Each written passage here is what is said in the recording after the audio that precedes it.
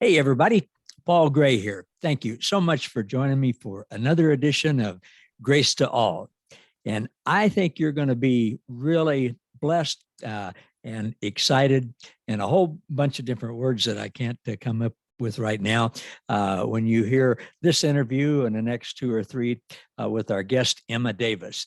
I'm going to tell you up front that Emma is not her real name. She's one of the single moms that we have helped with the Grace Restoration Team, and we've been involved in helping her over the last period of time in many different ways.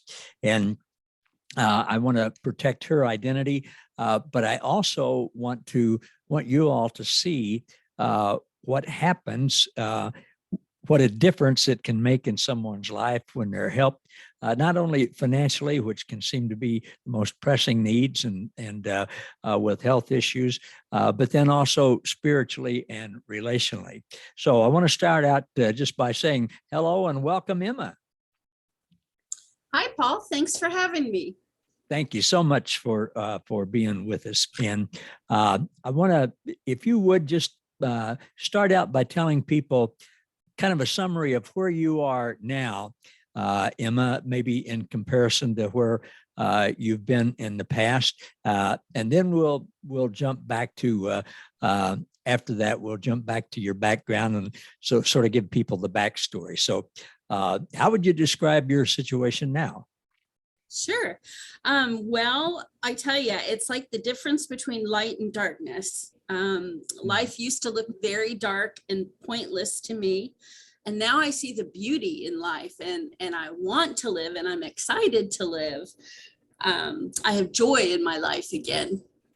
You do indeed. And with all of that is without still not knowing what the future holds or without every one of my circumstances changing. It's just the difference of knowing who God is and trusting him and knowing who I am.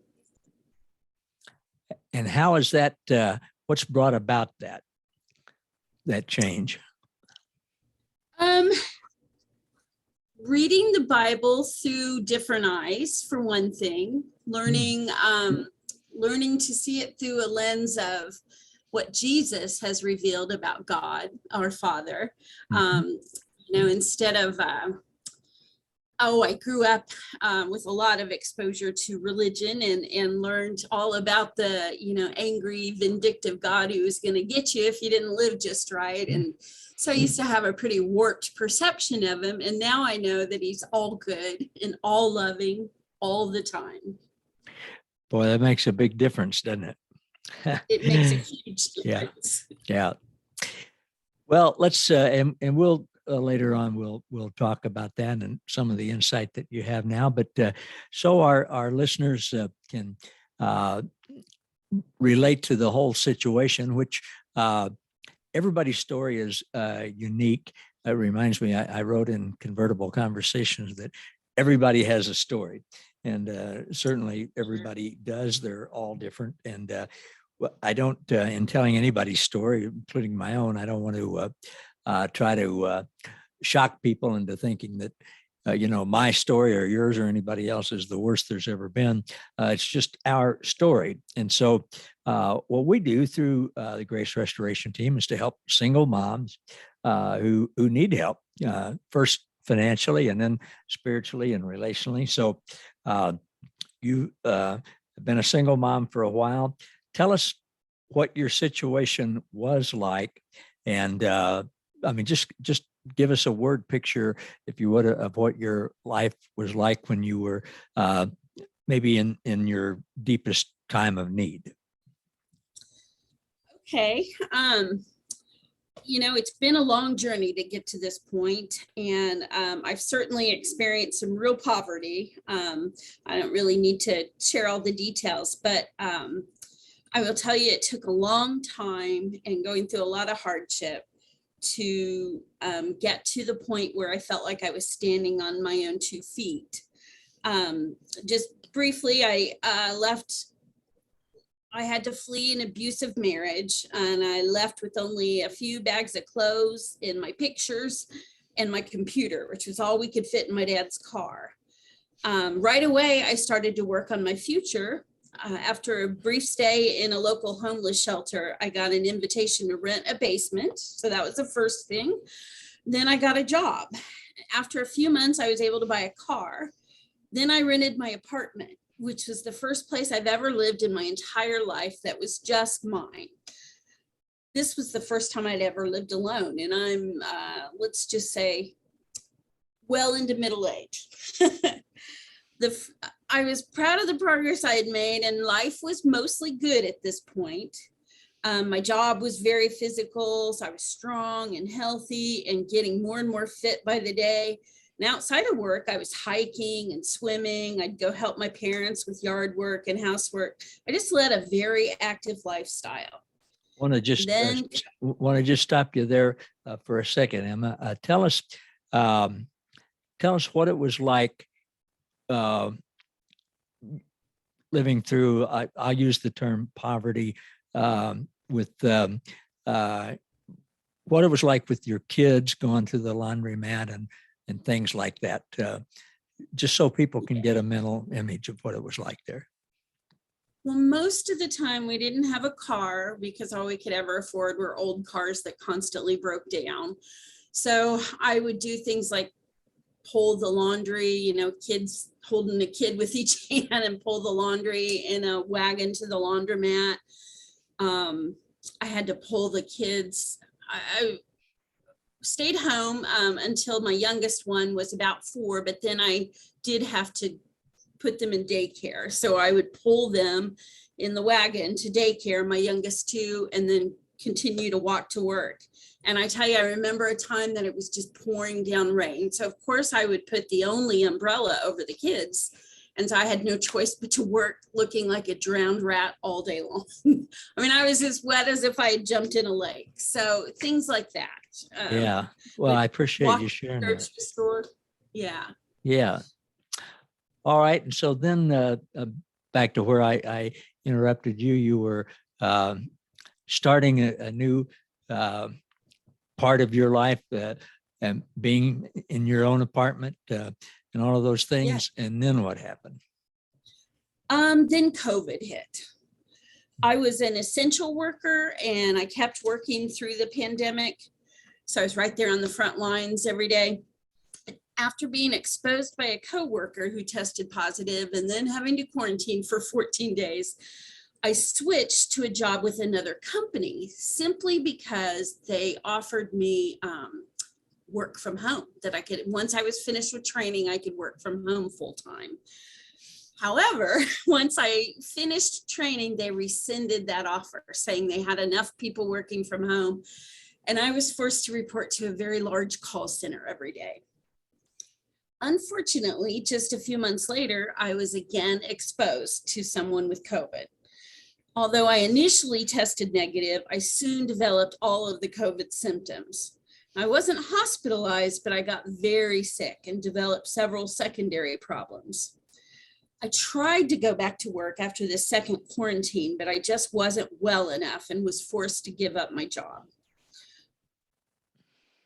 A total lack of activity from being quarantined, plus all that isolation and loneliness, and grief over the loss of my marriage. Despite the fact that I needed to get away for our own safety and well-being, I still loved him and I was still sad that he wouldn't change. And the grief still hit me like a tidal wave when I was least expecting it. There's also grief over the loss of my father and the loss of a couple of friends. Well, all of this combined led to a depression like I'd never felt before. I really sank under it. I became suicidal, to be honest, and the world just got dark. I felt like every waking moment was spent crying, and I wouldn't wish this on anyone. Between my medical conditions and the mental health conditions, I really didn't feel like doing anything more than lying on the couch all the time when I wasn't in my bed sleeping. I slept a lot during this time. All of this resulted in me gaining a lot of weight. A lot of weight. I didn't realize how much until I finally made a doctor's appointment and got the shock of my life. I learned at that appointment that I had gained over 100 pounds in just a few short months. 100 pounds.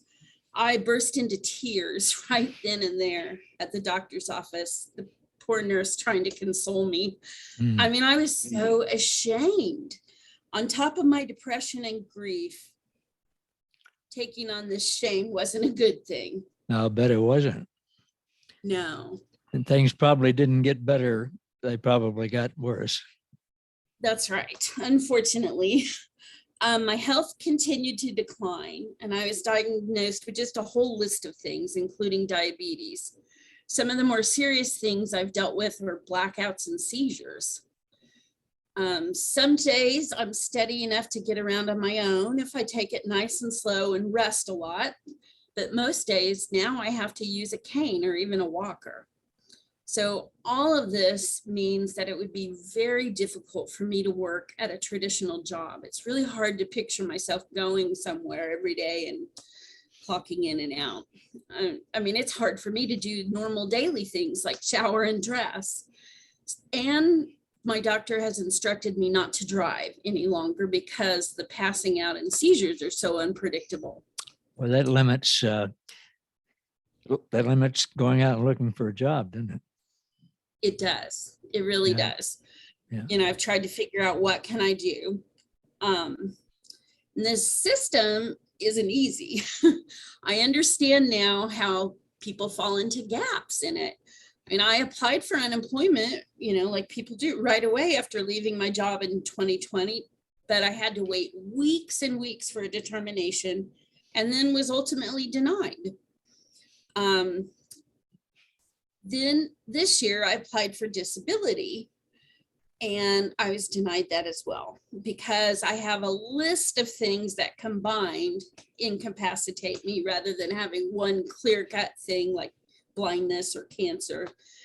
So I have decided, So I tried the usual avenues and nothing would come through. But I decided this time not to waste too much time being upset over that because I think God must have something else in mind for me, like fulfilling my dream of self-employment. I mean, I used to be full of fear of that any day I was going to become homeless again or become so dependent on other people that I would be a burden to them. But I don't fear those things anymore. I have a peace that everything's going to be all right. Wow. I'm God's daughter after all, and he's a good, good father. Yeah. You know, and I have wonderful people in my life that assure me that it blesses them to help me with things. So I've learned to let go of that a little bit and not be afraid to ask when I need help. No, good. And I'm talking real practical demonstrations of love, like helping me take my trash out and things like that. Yeah, I guess if you need to walk with a cane or a walker, it's pretty hard to push a trash can or carry a bag of trash or something at the same time. It sure is. It sure is.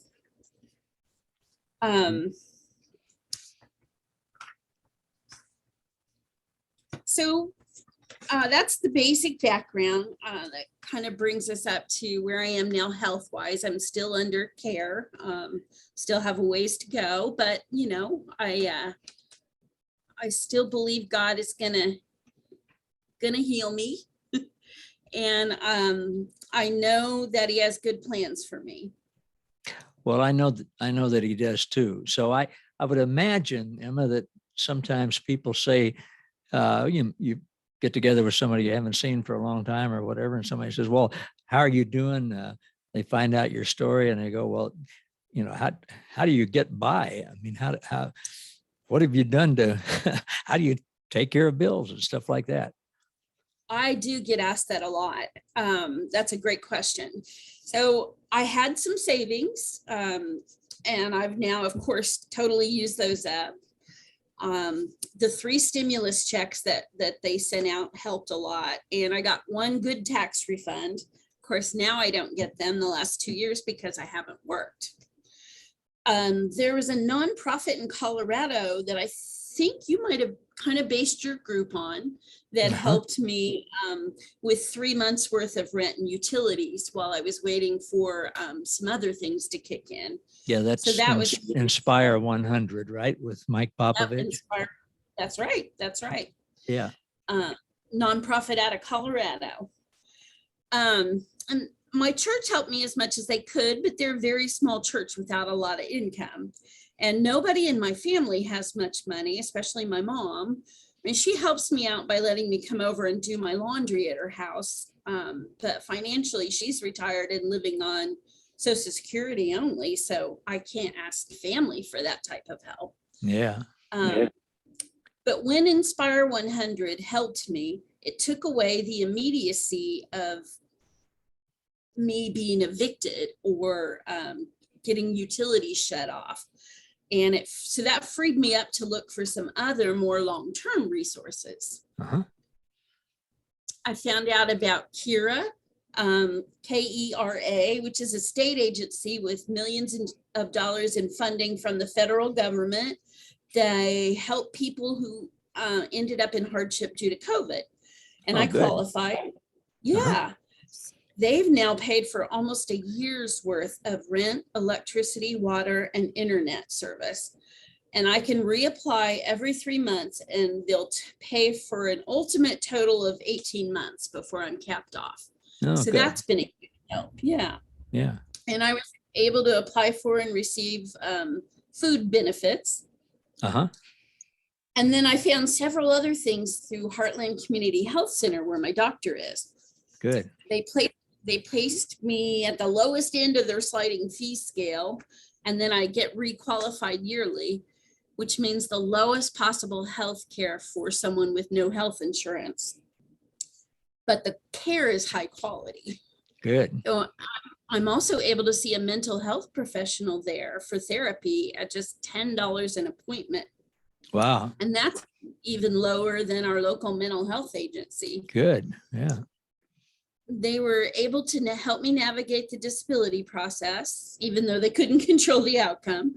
Sure. And they made recommendations for places to get help with vision needs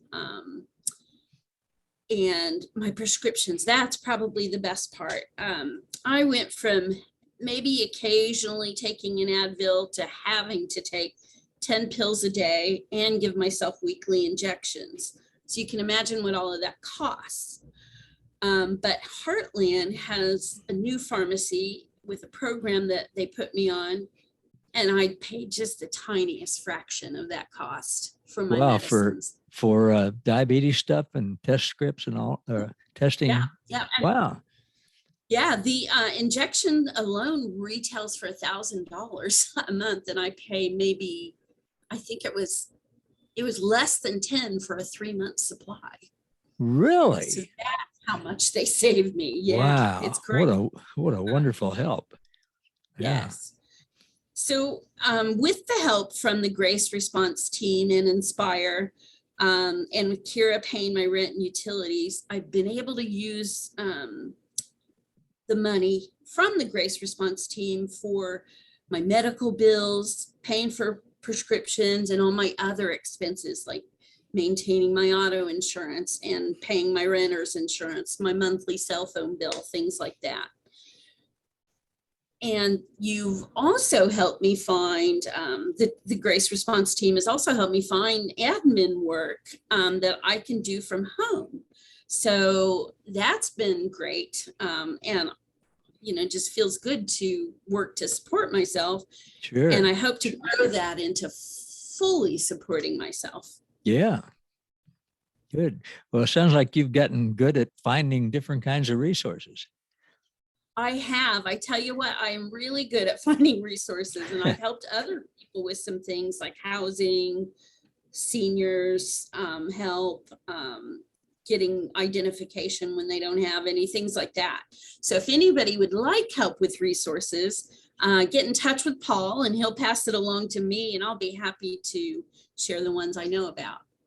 Well, I know you will, because you've already done that. And Emma, you are a wealth of resources and just a real testimony to someone who would be was at rock bottom. And, I know that because of, when we first met and started doing life together. And rock bottom is different for everybody, of course. And I don't ever want to imply that one person's situation is, way worse than somebody else's. Everybody, again, has a story. But your story is not atypical, because I have found that many single moms who are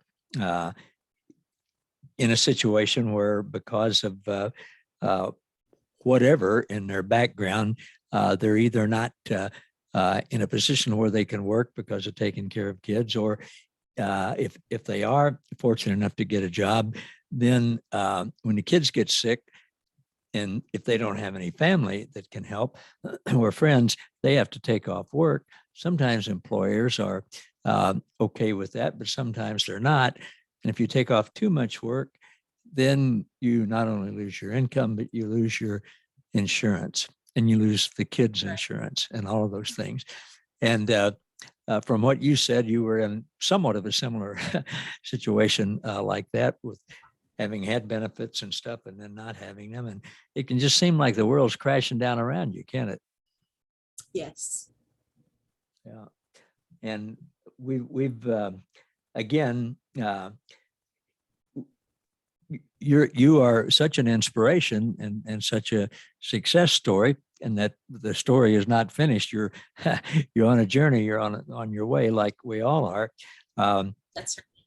But there are others, and what I'm hoping from this interview, and I so appreciate you being willing to tell your story. There are other people who I want to hear this, to know that there is hope. There are resources. There are people who can help them, and for people who aren't aware of the situation that single moms and dads can be in, that this will maybe help open their eyes to seeing. You might see like what's on our screen here, a mom and two kids. You might see a mom and two kids walking along to the sidewalk, maybe going to the grocery store or to a quick shop or laundromat or whatever, and not give a thought to who they are or where they're going. But they have a story, and that story could be that they're walking because they don't have a car and they don't have other resources. And that's not to say that everybody is somebody that we should stop and talk and ask if they need help.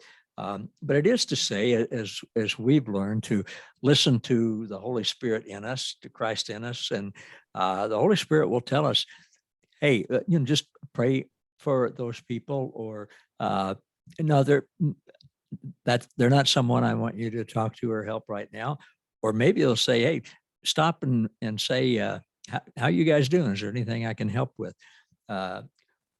And even, more involved in that, for those who would be interested in helping single parents. That's what we do through the Grace Restoration Team. And all the money that is donated to the Grace Restoration Team, and all the money that comes in from the sale of our books and other things, goes to help single parents and their families. And I can say that they all, like you are, Emma, have been just extremely grateful. And we're grateful to be able to partner and help folks with this. So our time is up for one episode. And I think what we're going to do is I want to say that your administrative work is really good, and you you have a lot of knowledge and a lot of experience, and you're able to do that online. As I know, you've helped people with editing, people other than me too, with editing books, and coming up with the stationery and doing research and stuff like that. So if anybody's in a situation where they would like really good administrative help, somebody could do from their home, whether it's 1 hour or a few hours a week or here or there or whatever.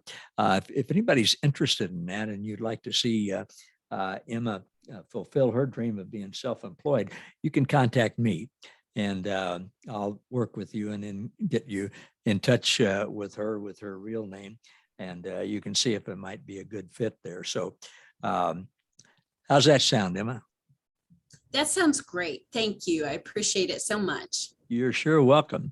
Well, thank you for sharing your story. And we're going to get into a little bit more of it in our next episode on Grace to All with Paul Gray. So thank you all for listening and watching. And again, if you'd like to find out more about our ministry, the Grace Restoration Team that helps single parents and their kids, you can contact me at Grace with Paul Gray at gmail.com. You can like on whatever platform you're watching or listening to this, you can like it and just send me a message and tell me how to get a hold of you, and we'll do that. So we will be back. I'll be back with Emma Davis next week. You'll hear more of her story. And thank you all for watching and being with us for this edition of Grace to All with Paul Gray.